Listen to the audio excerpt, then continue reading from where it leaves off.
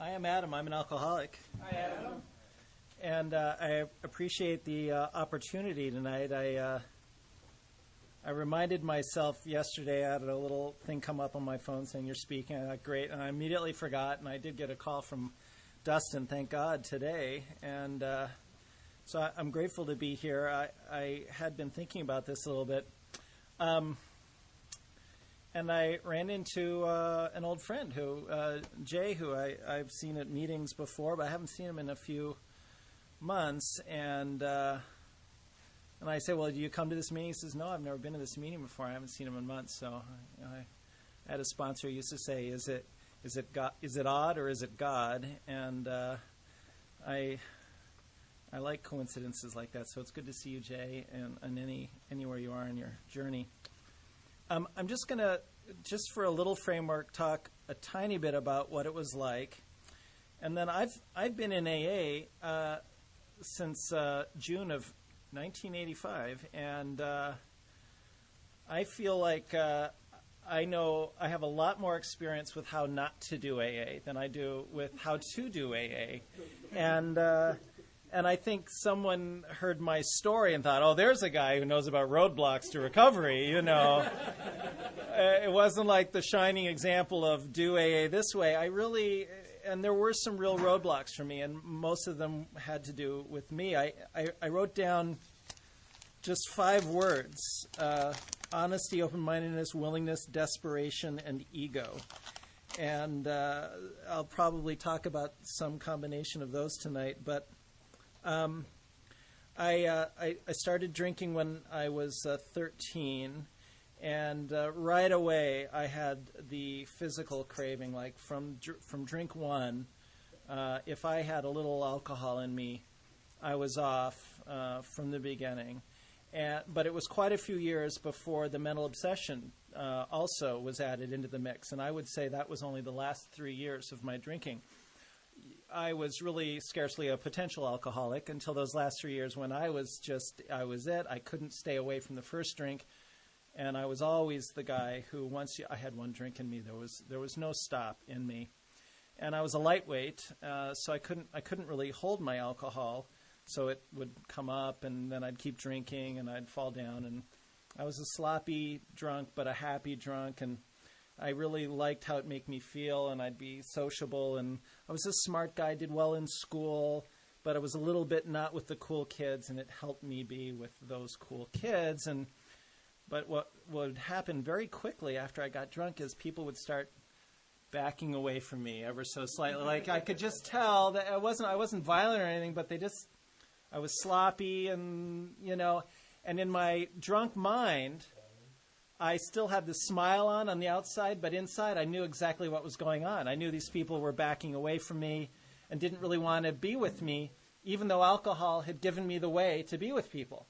So it was this really shameful thing, and so I kept trying to get that balance right of enough alcohol in me so that I could be with you and have a good time, but not so much that you're starting to back away and say, Adam, maybe you should go home now. And I never, that moment would happen where it was kind of like that first drink would go in, and the second I'd be there, but as all of us who are kind of nodding, then there was I just didn't, I couldn't stop the pouring down of the alcohol, and I could never control and enjoy my drinking, and so I was 21 when I came in. My last year, every day looked the same, and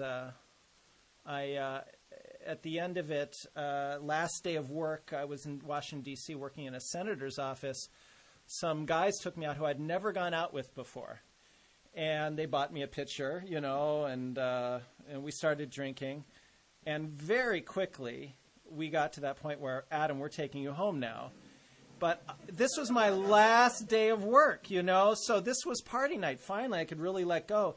And they took me home. I was quite drunk, and I remember thinking, well, what I'll do, I know these guys live in Georgetown. I saw my roommate's car keys out, and I just took them. I took his car and drove all over D.C. drunk that night. Eventually got a DWI, and I'm leaving out lots of my story. for example, when I was a junior in high school, my dad went to his first rehab. And I knew about alcoholism. And I knew I wasn't going to be one. I knew I wasn't going to be an alcoholic like my dad. And so everything was about, well, one, I like being drunk. I want to control and enjoy my drinking. But I'm never going to be an alcoholic, And so all the time this is playing, even though I'm an alcoholic. I've turned into one. I can't stay away from that first drink, no matter what my resolution is. So when I finally go to my first meeting and I'm sitting there and I'm finally desperate enough to go to an AA meeting. I knew about AA meetings, and I knew about at least a year before I came in that I couldn't, I had a physical craving and a mental obsession. I knew that, and I thought that would be enough for me not to be an alcoholic. But it took a few more consequences, and I had the gift of desperation, and it really is a gift. And I went to my first AA meeting, and I remember sitting there, and people were sharing, going, "Oh, I'm in the right place. Finally, this is it." I knew right away I was in the right room. These were my people. They thought like I did. They acted like I did. They tried to drink the same way that I tried to drink, and it didn't work in the same ways. And I was like, I got a hero's welcome. I raised my hand. This is my first meeting. He's the greatest guy in the room. And it felt really good. Like, this is where I belong. This is it. And 3 days later, I had a business trip. And I remember feeling a little concerned about it and even telling someone, I'm going off. I've never been to Pittsburgh before. I've never done this job before, but I'm going to do it. And I remember someone said, "You'll be fine." And okay, I'll be fine. And I drank the whole week. And, I was so terrified every day that on the last day, I remember it was this event. I was doing advance work for another kind of high-level politician at the time, and I remember sitting on my hotel bed, frozen, like literally paralyzed. I can't move. And then the thought came, scotch. I'll have my scotch tonight. It's all going to be okay. And that's what enabled me to get up from that bed and go through my day, knowing that I'd be able to blot that horrible feeling of fear and that I had. So I then returned to where I was in Connecticut, and that was June 5th, 1985, and I haven't had a drink since then. And I would say in the first 10 years, what carried me through was I had enough willingness to keep going to meetings, and I liked the camaraderie enough that I just kept going, and I had a little bit of a competitive edge or nature, which was that both my father and my brother got sober that same year after me, and that was enough for me to stay sober. I went to a lot of meetings. I asked people to be my sponsor, even though I wouldn't say that I was actually in a sponsor-sponsee relationship, but there were people who were in name my sponsor.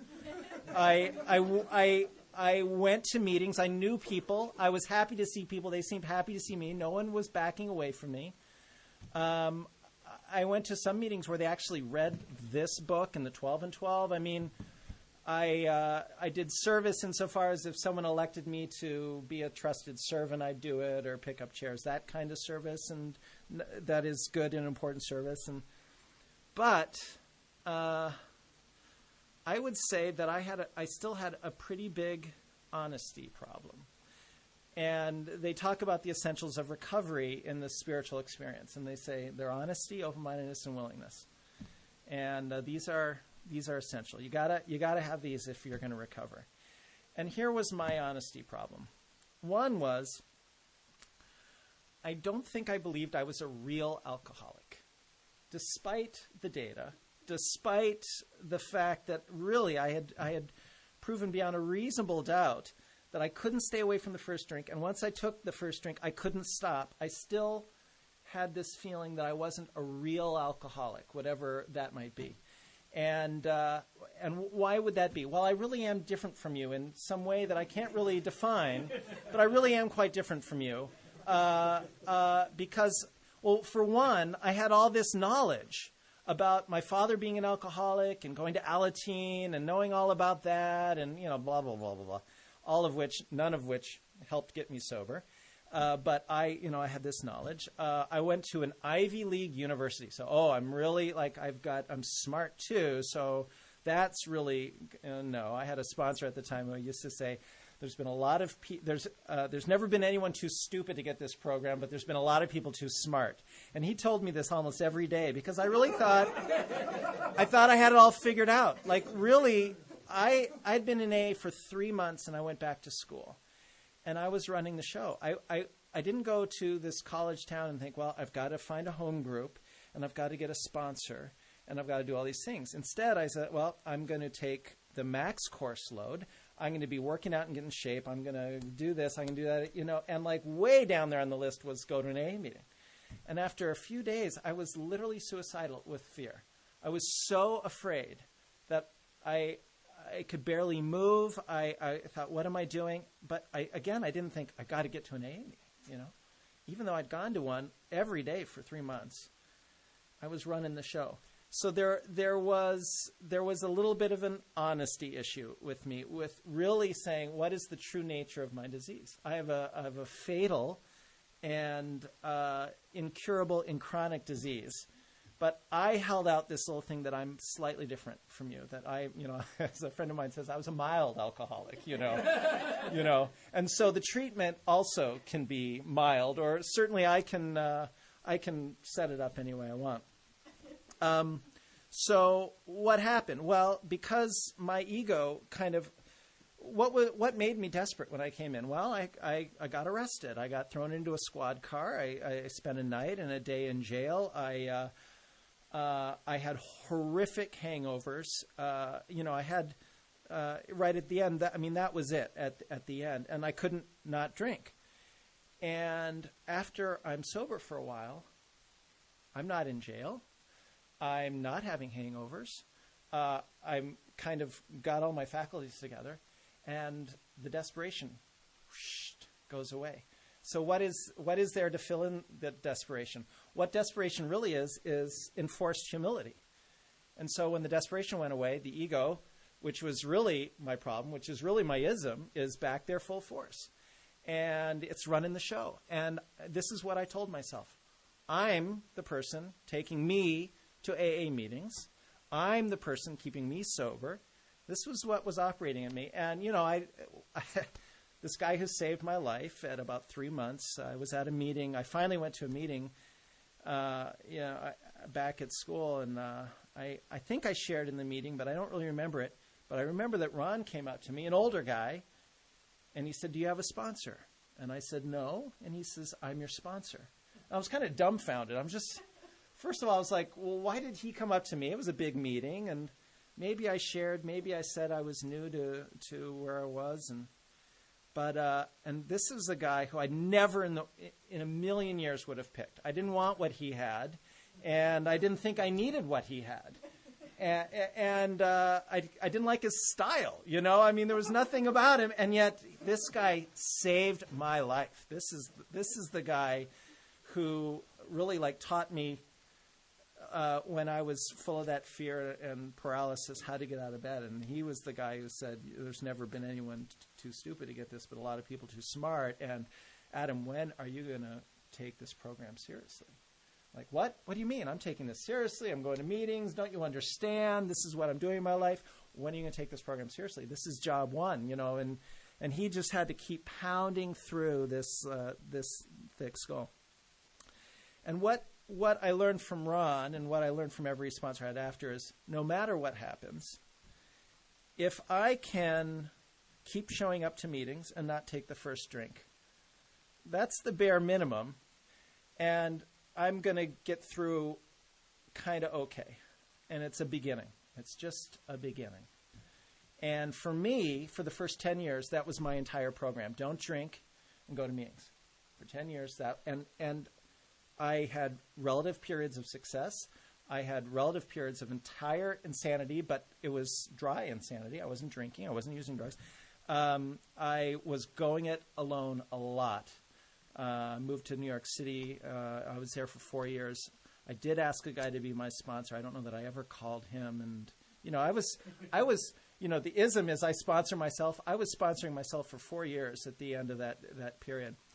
And I started dating a woman who I chose who was clinically insane, and it turned very bad. And I remember, people were like, oh, Adam, she's insane or whatever. But then what was in my head is, you picked her. Like, you sought her out. I mean, there were options. You picked her. You, went up to her, and then you fought for this relationship, knowing full well just how crazy it was. And I was insane. And I was an associate member of Alcoholics Anonymous. I was not, fully involved, but I was showing up, sounding good. I'm smart, so I can read the book, and I can regurgitate it, and I know what passages go with what things. But the reality is, I missed a tiny little piece that's in this book so many times I'm embarrassed. But I'll just read the part that's right at the beginning of chapter 4. Bill says this any number of ways, but he says it this way right here. So he has that great description of an alcoholic. If when you honestly want to, you find you cannot quit entirely, yes. Or if when drinking you have little control over the amount you take, you're probably an alcoholic. That's nice. Now, this is what he says about that. If that be the case, you may be suffering from an illness which only a spiritual experience will conquer. Only. There's no other way around this thing, he says. And they say this a lot of ways in here. And he keeps coming back to this. Now, if you were dying of a disease and you found out there was only one way to get over it, I think you'd get pretty curious about what that entailed, right? And I read that a lot. I mean, it wasn't like I was never reading the big book. I had to read that sentence and sentences like it. But I never really got curious about what it would mean for me to have a spiritual experience and to have that be, I wasn't open to that. Why? Because my ego was at play. I thought I had this all at bay, I mean, really, I was so running the show.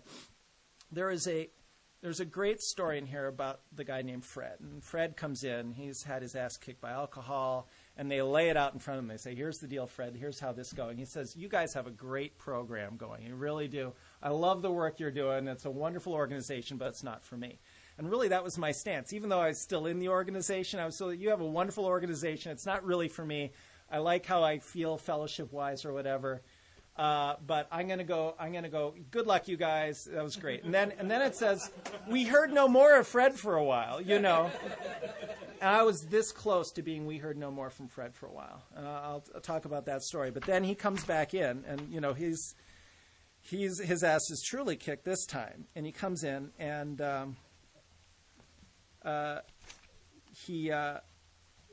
so he's in the hospital. And two members of Alcoholics Anonymous come in, and they grinned, and he didn't like that so much. They're kind of, and he says, "Do you think you're an alcoholic, and are you really licked?" And he said, "I conceded both propositions." And they talked about it, and he said, then they outlined the spiritual answer and program of action, which 100 of them had followed successfully. Oh, there's a little clue in there. Right after a spiritual answer, it says program of action. If I had had any curiosity about spiritual, I might have been curious about this program of action, but I wasn't that. And he says, though I had only been a nominal churchman, their proposals were not intellectually hard to swallow. I swallowed all your proposals intellectually. That didn't mean I was going to do them, but that makes sense. But the program of action, though entirely sensible, was pretty drastic. It meant I would have to throw several lifelong conceptions out the window. That was not easy. Here it is. This always gives me little chills. But the moment I made up my mind to go through with the process, I had the curious feeling that my alcoholic condition was relieved.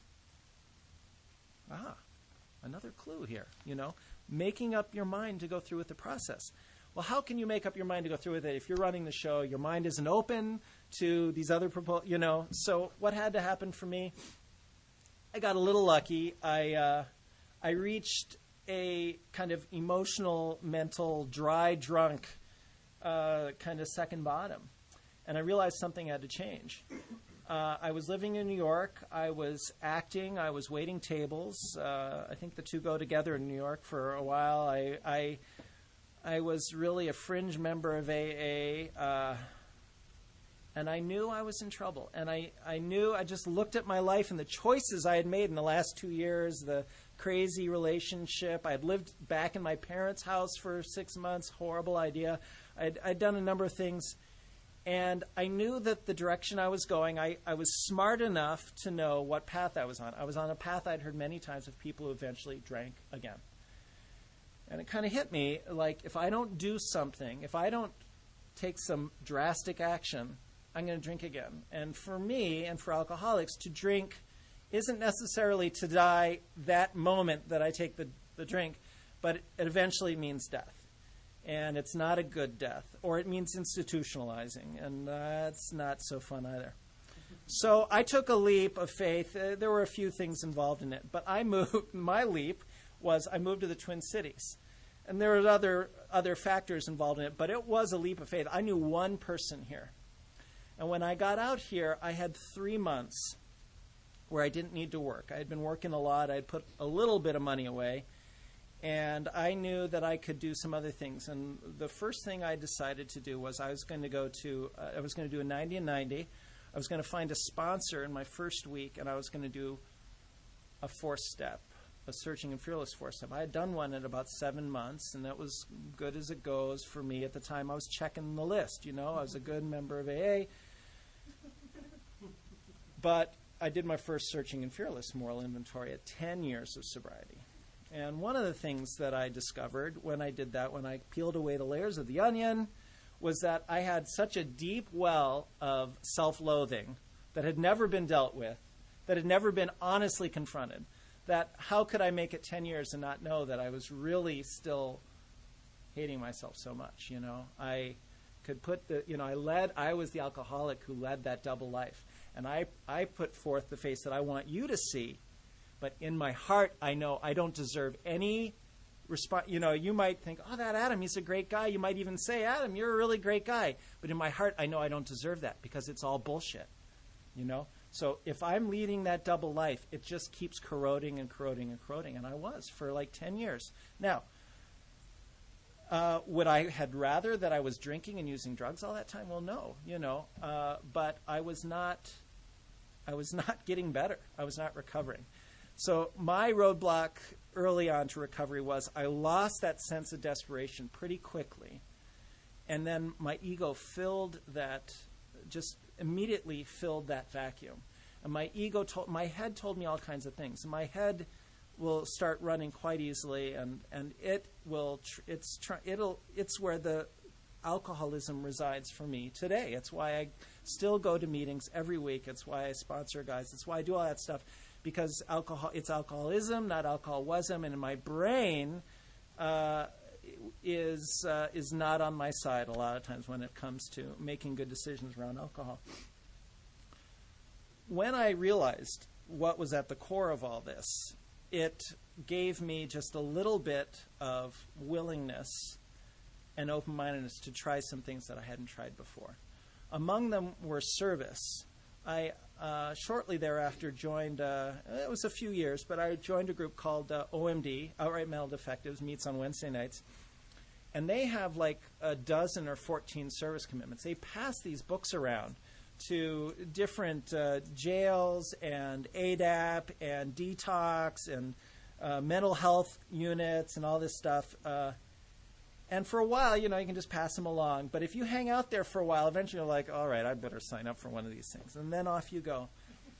And it's amazing. It's amazing. And doing that kind of service was the first time in my recovery that I had done this action that wasn't my best thinking, wasn't my best plan, and I didn't know exactly why I was doing it, except someone else told me to do it. I had made the decision to go through with the process that Fred was talking about. All I had done is say, I'm going to try what other people are doing without knowing necessarily why I'm doing it. And when I did that, unexpected results happened. When I took a meeting up to Lino Lakes or to Stillwater, somehow I became a better husband and a better father. Why should that be? This principle of unrelated consequences. Well, it's because it's a spiritual action. And anytime I take part in the spiritual program of action, I become better in all of my life. It's not that I'm just buying a little insurance against a drink, which I am, but I get better in all aspects of my life. So it still doesn't make sense to me. I'm a smart guy. I can figure things out. It doesn't make sense to me why going to jail and holding a meeting there should make me better in every part of my life, but it does. I joined there's this, how are we doing on time? There's this great writing by Bill Wilson. It's 5 years after he wrote The 12 and 12. So he wrote The 12 and 12 when he was, I think, about a dozen years sober, maybe a few more. And 5 years have passed. And he's writing in the grapevine. He says, I wrote these books, and AA as an organization has grown and flourished. I sponsor all these people. I'm doing service work all the time. Why am I feeling like I'm in spiritual kindergarten? And that's the words he used, spiritual kindergarten. He's looking at, he goes down the list of 12 steps. And he's doing all this stuff, and he realizes, that's it, huh? I got a lot of talking. Okay, we're going to have time to talk afterwards. I don't know how much more I have. But, and he says, I was in spiritual kindergarten, and he looks at 11, and he says, I realize that I was not doing prayer and meditation. Well, again, for me, I'd heard people all along say, get on your knees in the morning, all that stuff. And it took me a long time to do that. I remember the first time I did it was right around 7, 8 months, maybe 9 months of sobriety. I was thirsty, really thirsty. And I heard someone say, I've never heard of anyone drink who asked for help in the morning on their knees to stay away from a drink. And I thought, I really don't want to drink. I'm going to try it. And I finally got on my knees. I'm a Catholic. I got no problem being on my knees, right? I hadn't been on my knees in 9 months, even though every meeting I go to, pray, ask for help, whatever. So it took me a long time because my ego was there. Well, now I'm looking at the 11th step. I've been in the program a long time. I've never meditated, never, and I don't count opening my 24-hour day book and reading and sitting there. Yeah, interesting. Okay, now I'm off of my day. Or, you know what I mean? That, for me, I'd never tried it. And I had a little bit of open-mindedness to just giving it a shot. And another guy had come from Oregon, and he and I started a group Thursday mornings at 6:30 in the a.m. And I haven't been going to it for a few years. I've got 2 little kids, and kind of that's where that went. But I started going to this meditation meeting. And again, why should sitting quietly in a room with a group of other people for 15 minutes have anything to do with my life? Okay, maybe it calms me down a little bit. I'll take that. But it improved every aspect of my life. Again, this wasn't my best thinking. I had resisted this for over a decade in the program. But here was this, I'd done that reading, spiritual kindergarten, try step 11, started getting curious about it. For us who have been given this gift, and I should just speak of myself, for I who was given this gift, who saw what it did in my family, who's seen what it's done in other people's lives, who's seen plenty of people die from it.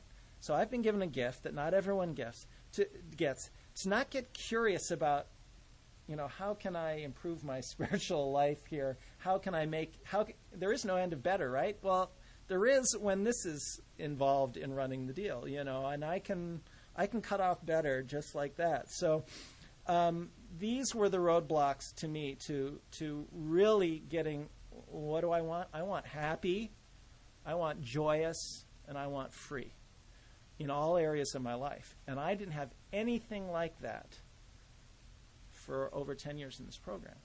I had sobriety, I had some usefulness, I had constructive relationships as they were, but I didn't get that I had no idea of how to be in a true partnership with another human being. Until I do, no, happy, joyous, and free.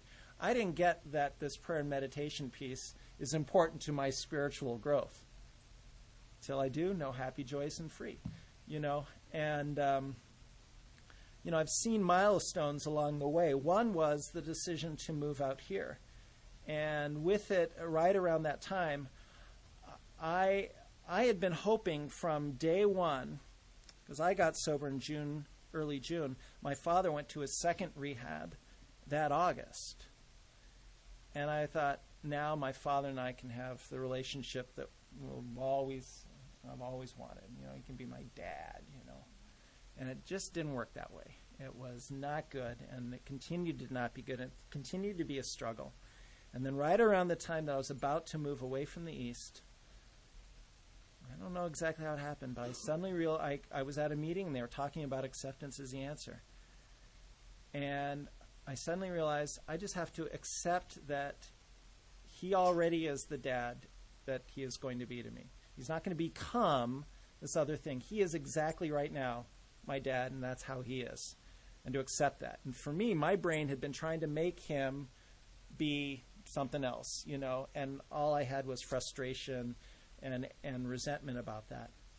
And as soon as I accepted him for who he was, a radical change happened to me. And this will be the last thing I'll talk about.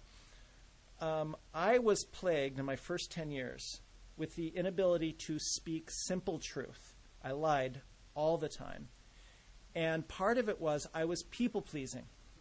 I was trying to tell you what I thought you wanted to hear from me.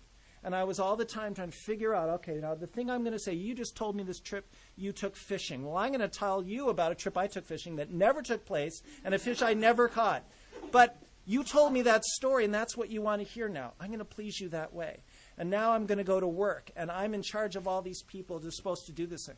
Instead of telling them, please go do your job, I'm just going to sit there and get mad and do it for them, you know? Like, this was how I operated in the world. I didn't want to say anything to you like, would you mind doing your job, if it might piss you off? Now, this is not a good strategy in the world at large, you know, but I thought it was. I'm just trying to make everyone like me, you know. And so it's so exhausting, telling all these lies, getting them all out there and trying to remember who you told what. And I'd get caught from time to time and be incredibly shameful. But it didn't encourage me to change my behavior. But there was something about accepting my dad for who he was. I was able to really accept me for who I am. And in the 7-step prayer, we now offer ourselves, all of us, the good and bad. And what I could never come into like real terms with was some of the unsavory stuff that was in there, some of the stuff that I didn't like about myself. But that's who I am. That's all of me. And what AA, I think, is about, yeah, we do the 4-step inventory. We cut out some of that stuff that's real obvious. But I don't get to cut parts of me off. I am still the person, really, I'm that person who came in 24 years ago. But it's now like I've learned how to be in relationship with you. I've learned how to accept all of me and bring all of me in an honest way. And I couldn't do that before. I was just lying as fast as I can and moving on to the next deal. And when you're lying to everyone, you don't have one real relationship in the world. And I didn't. I didn't have one real relationship in the whole world. I thought I did because I'd walk in, hey, Adam, how you doing? Hi, how are you doing? Da, da, da, right?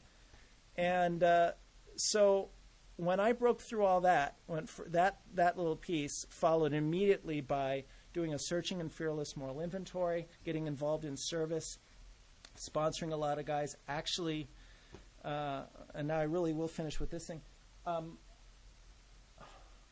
Here's how it worked for me. You know, for the first 12 years in sobriety, I had about 20 relationships with women, different women, 20 different women. Among them were women who I thought, this is the one. This is the one that I love this woman. This is it. And then it would always go south, you know. And I was kind of a little bit addicted to falling in love and that feeling. That was a great feeling, but there was something else going on there too. I had no idea how to be in partnership with you. I could just like idolize you, or if I really liked it if you didn't like me all the way, because then I could work on it. I loved that whole deal. And so I'd try to make you, if I can just convince this person that I'm it, you know, I love that. And if you really liked me a lot, I pretty much couldn't get away from you fast enough, you know. So that, you can see it wasn't a good way of doing it. But the first relationship that I started learning how to be in partnership with someone was the sponsor that I chose at about 10 years of sobriety. I learned how to be honest with him and how to ask him things, how to set boundaries. That was good. And one of the things that he took very seriously, and I do when I sponsor guys, is I introduced him to other people in the program and other guys. And then I start learning how to be in relationship with other guys in the program. We still haven't left the rooms of AA, right? How can I be a true friend? How can I show up? How can I do what I say? How can I be honest in that relationship? Then I learned how to be a friend to other women in the program. Just a friend, not even a partner, just a friend, you know. It was like that. It just took that kind of learning along the way. And if you had said to me, Adam, it's probably going to take 10 or 12 years for you to figure out how to be in relationship with someone, I would have said, no way, because I'm ready now. I want it now. And I did, because you took away all my other drugs, you know. You got to give me that one, right?